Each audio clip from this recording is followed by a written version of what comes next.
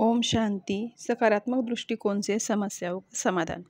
जितना जितना हम जीवन में आगे बढ़ते हैं उतना उतना सकारात्मक दृष्टिकोण का महत्व समझ में आता है। परिस्थिति चाहे कैसी भी हो, हम सकारात्मक दृष्टिकोण के आधार पर उस परिस्थिति में या तो स्थिर रहते हैं और विजयी होते हैं, और हमारे ऊपर उस परिस्थिति का असर कम होता है। स्कूल और कॉलेज में जब भी बोलना होता है तब एक बात मैं हमेशा बताता हूँ, सभी शैक्षणिक संस्थाओं में गणित विषय में सभी प्रकार के कोण सिखाए जाते हैं, जैसे कि त्रिकोण, समकोण इत्यादि। लेकिन जीवन में सबसे महत्वपूर्ण और काम में आने वाला है दृष्टिकोण, जिसके बारे में मैं नहीं सिखाया जाता।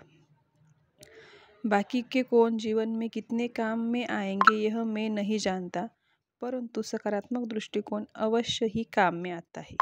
स्कूल और कॉलेज के विद्यार्थियों में परीक्षाओं के वक्त या उसके बाद भी उन्हीं विद्यार्थियों के सफल होने की संभावना होती है जिनका दृष्टिकोण सकारात्मक होता है। पूरे साल भर पढ़ाई करने के बाद भी अगर दृष्टिकोण सकारात्मक नहीं है तो नकारात्मक भावनाओं के कारण इसका असर हमारे प्रदर्शन पर पड़ सकता है। हमारी वृत्ति में अगर नकारात्मकता है तो चेतना का चक्र नकारात्मक दिशा में घूमता है और परिणाम असफलता होती है। इसे हम निम्नलिखित चक्र के द्वारा समझ सकते हैं। जैसे कि इस चक्र में बताया गया है कि जब परीक्षा के प्रति हमारा दृष्टिकोण नकारात्मक होता है तो हमारे मन में भी हम वैसे ही विचारों का निर्माण करते हैं।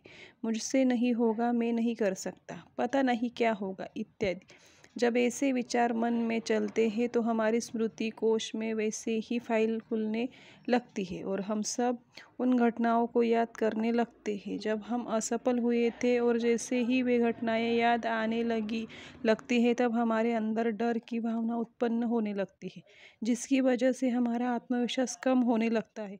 और जैसे ही हमारा आत्मविश्वास कम होता है और हम डर में परीक्षा देते हैं तो याद की हुई बातें भी भूलने लगती है। फिर परिणाम स्वरूप हम परीक्षा में असफल होते हैं या बहुत कम अंक हमें मिलते हैं। यह संपूर्ण कड़ी एक चक्र के रूप में हमारे अंदर घूमती रहती है।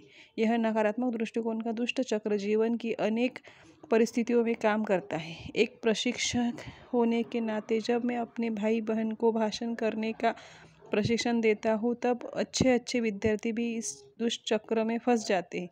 वे सोचते हैं कि अगर मैं नहीं बोल पाया तो लोग मुझ पर हंसेंगे, मेरा मजाक उड़ाएंगे और मेरी इज्जत चली जाएगी। इन विचारों से उन्हें भूतकाल की वे सब बातें याद आती है जिसमें या तो उनसे या अन्य लोगों से भाषण करने में गलतियां हुई, जिसका लोगों ने बाद में मजाक उड़ाया था। इससे उनमें डर की भावना उत्पन्न होने लगी है और उनका आत्मविश्वास कम हो जाता है, और डर कर कम आत्मविश्वास के किया हुआ भाषण लोगों की समझ में नहीं आता है।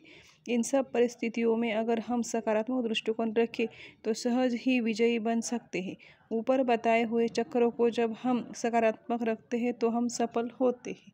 ओम शांति। मेरे बाबा, प्यारे बाबा, मीठे बाबा, शिव बाबा।